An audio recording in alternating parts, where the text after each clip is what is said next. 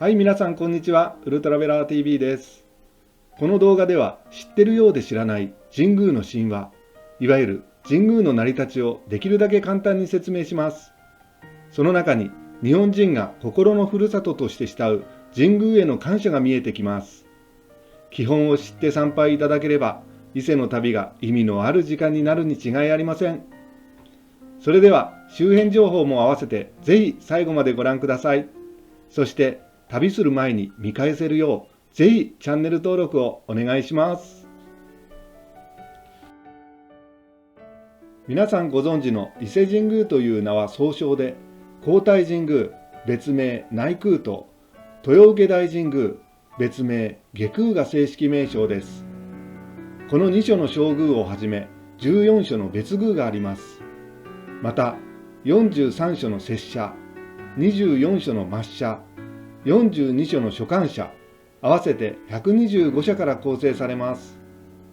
それでははじめに神宮の成り立ちを知るために2つの神話、天岩戸神話と天孫降臨に遡ってみましょう。天岩戸神話とは、ここで登場する八田の鏡が神宮のご神体です。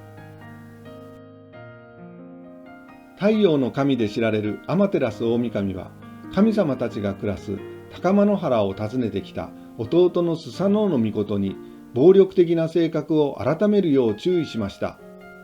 しかしスサノオノミコトは従うどころか逆ギレして悪行を繰り返したことで、身の危険を感じた大神は天岩戸の洞窟にこもってしまいました。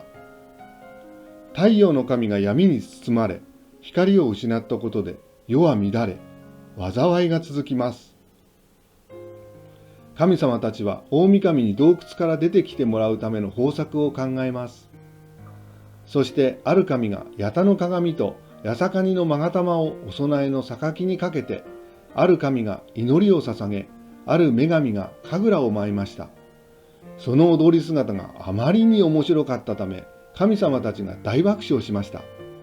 すると、この楽しそうな声は何と大神が洞窟の扉を少し開くと、八田の鏡に映る自分の尊さに気づき、洞窟から出てきたことで世の中に太陽の光がよみがえり、平和を取り戻したというお話です。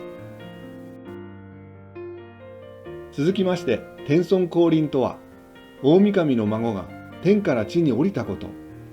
その際、大神が孫に託した任務と3つの進捗こそ神宮の成り立ちです。進捗とは大神からの指示命令です。天照大神が孫のニニギノミコトに三種の神器を授け、天上界から降りて地上界を治めるよう言いました。三種の神器とは、八田の鏡と草薙の剣と八坂の勾玉で、皇位の証として今に引き継がれています。このうち八田の鏡は、この鏡を私自身だと思って同じ屋根の下に祀りなさいと指示しました。これを豊教豊祭の進捗と言います。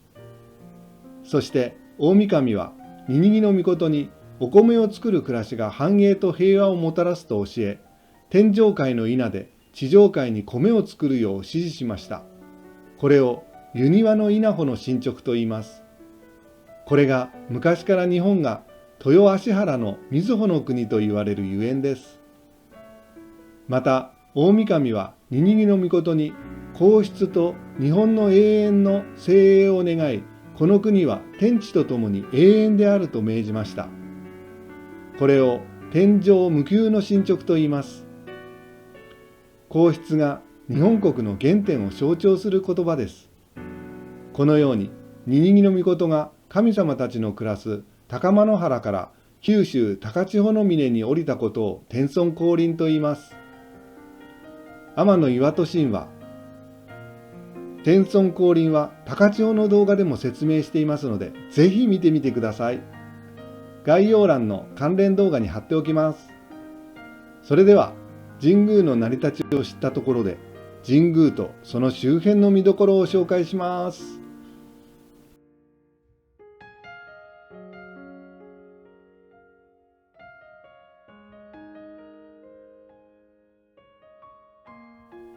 皇太神宮内宮は皇室の祖先である天照大神がご祭神。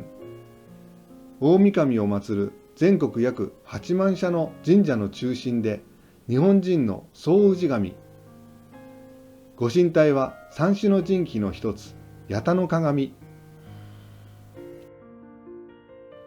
八田の鏡は天孫降臨以降、皇居で祀られていましたが、大神に対して恐れ多いと考えた第10代崇神天皇が外で祀ることを考案しました。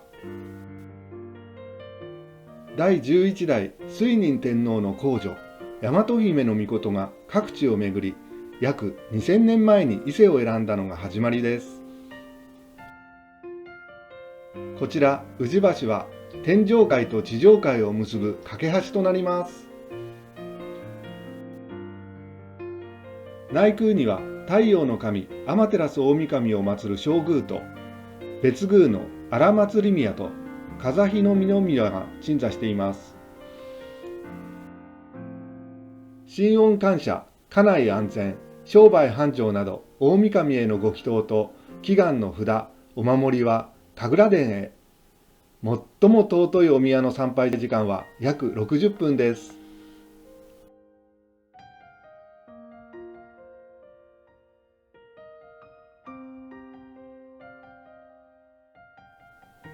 昔から豊芦原の瑞穂の国と呼ばれる日本。稲作の周期は日本人の1年を表しています。神様にお供えする朝夕の食事、神仙が約1500年間にわたり行われています。豊受大神宮外宮のご祭神は天照大神の食事を司る豊受の大神で、衣食住、産業の守り神として知られています。境内には別宮の鷹宮、土宮、風宮があります。参拝時間は約30分です。錦地とは20年に一度行われる式年遷宮で、新築された社殿が建つ場所です。式年遷宮ではご祭神にここへお移りいただく日本最大のお祭りのこと。次回は令和15年秋です。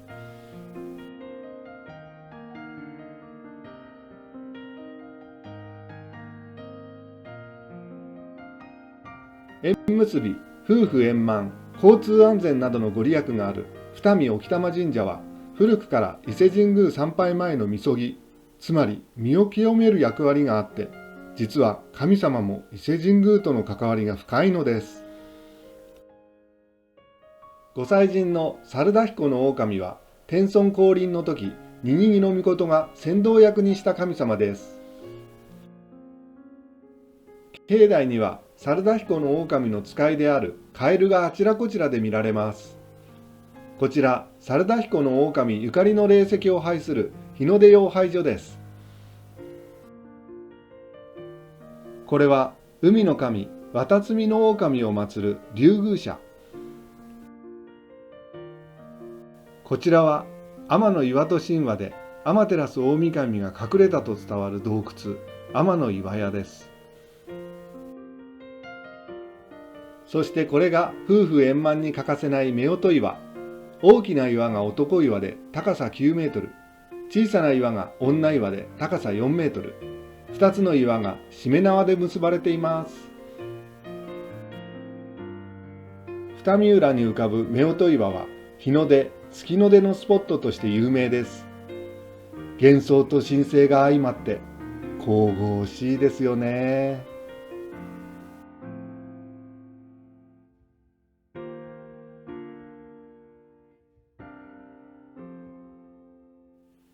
江戸時代には一生に一度のおかげ参りとして伊勢神宮参拝がブームになりました。その頃には街道が整備され、宿泊所や茶屋などができました。お祓町は宇治橋から五十鈴川に沿って続く800メートルほどの石畳の通りを言い、木造の町屋風様式の建物が軒を連ねます。その中ほどにあるおかげ横丁は、江戸から明治期にかけての代表建築物が移築、再現されていて、まさにタイムスリップ空間です。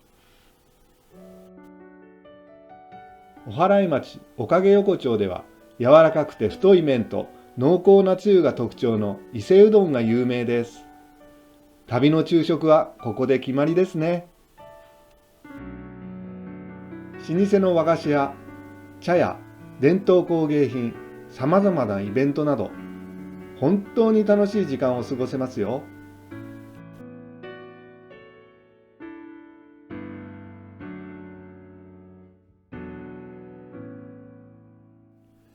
神宮彫刻館は、神宮の祭りと歴史文化に関する古文書や絵巻物、祭祀道具など、国の重要文化財11点、歴史、考古、美術工芸品など約1万3000点を収蔵、一部を展示しています。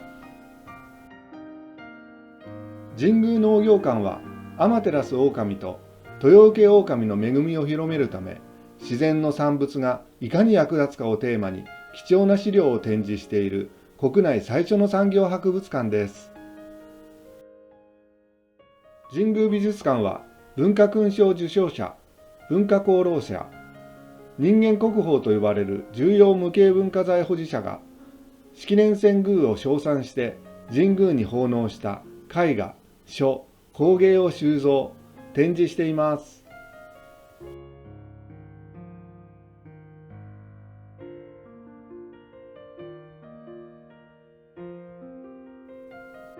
冒頭でお話ししたように、神宮には14所の別宮があります。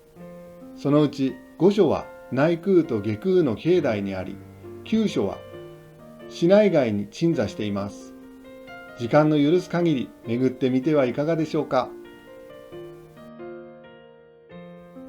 その一つ、高大神宮の別宮、伊沢宮は天照大神の御霊がご祭神です。高大神宮の別宮では、他に月読宮内に4所、竹原宮内に2所、大和姫宮、豊受大神宮の別宮では月読宮があります。ポイントの位置はこちらで確認できます。正式な参拝順序は次のようになります。1、二見沖玉神社。2、豊受大神宮、外宮。3、高大神宮、内宮。ここまでを午前中に参拝し、お祓い町おかげ横丁で昼食。その後、神宮博物館や市内外の別宮を時間の許す限りご覧いただければベストです。僕は個人的に神宮への感謝と家内安全をお願いしました。皆さんも素敵な旅になりますように。これからも知らなきゃ損する美しい日本をお届けします。お見逃しのないようチャンネル登録してお待ちください。励みになりますので、グッドボタンもお願いします。最後までご視聴いただきありがとうございました。